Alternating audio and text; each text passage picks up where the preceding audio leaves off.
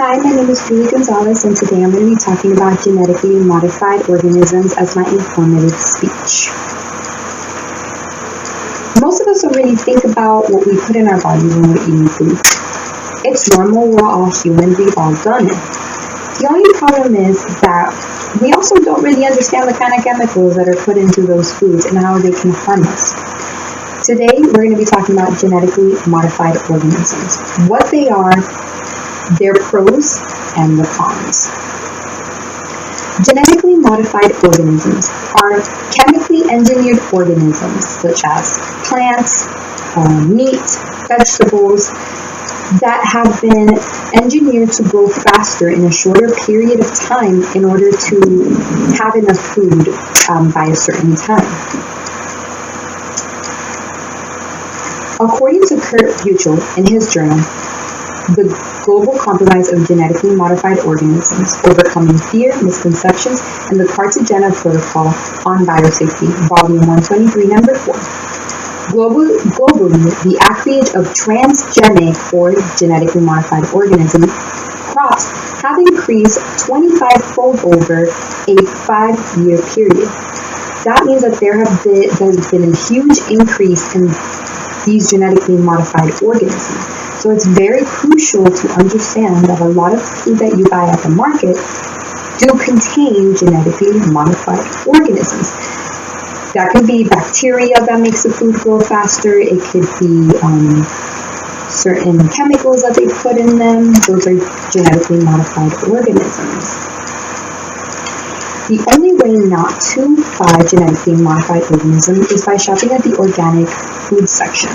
Organic food sections are the sections of food that don't have been grown naturally, organically, no chemicals or preservatives have been added to them. Some people prefer to buy organically grown food. Some people don't really have an opinion on it.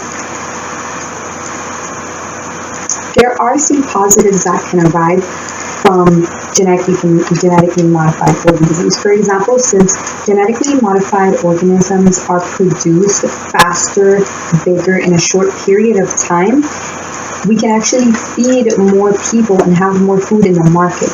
Because without genetically modified organisms, since crops do take a really long time to grow, and some die and some don't make it to the market or are okay for people to eat, without the genetically modified organisms, a lot of people will starve. There'll be a lot of world hunger. There'll not be enough food in the market. And not only that, but the price of food will become a lot more. Which is why organic food is a lot more expensive than the regular genetically modified food, because these foods have nothing added to them and they have grown on their own and been taken care of with a lot of precision. But since there are way too many people on this planet and not enough time to do that, it really comes in handy to have genetically modified organisms around.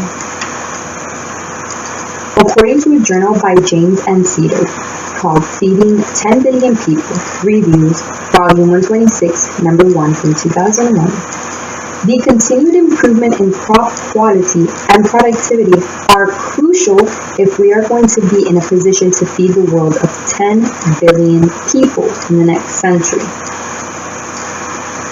Nobody wants to starve. Everybody wants to have food on the table for their children, which is one of the reasons it's important to understand why GMOs are important. But there are also a lot of negatives to GMO, which is why there's such a contradiction and a conflict towards whether GMOs are good and GMOs aren't good. Because there has been a lot of talk that GMOs do cause allergic reactions in certain people. A lot of cases have been found where people have had to switch over to organic food and have never experienced food allergies. And when switched to genetically modified organisms, they've experienced rashes, stomach aches, things like that. According to enhs.edu, Exposure to Environmental Hazards, an article titled GMOs. GMOs may cause food allergy, toxicity, decreased nutritional value, and antibiotic resistance. Because a lot of GMOs have certain bacteria put into them that naturally help the food grow. When you ingest the food, you're also ingesting the bacteria. So when you are drinking antibiotics, you may have a resistance to them, which in turn is worse for your health because you won't get better, you'll just get worse.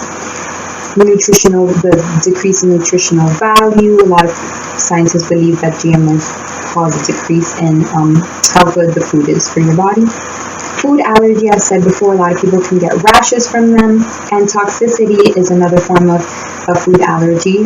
You can get toxicity in your skin and stuff like that. Genetically modified foods, again, have a lot of stigma towards it. People don't really know whether they like it, whether they hate it, or there's a really big divide in between both of them. It's up to you to decide whether you prefer genetically modified organisms or you prefer organic. Now that you know all the information, it's up to you to decide. Thank you.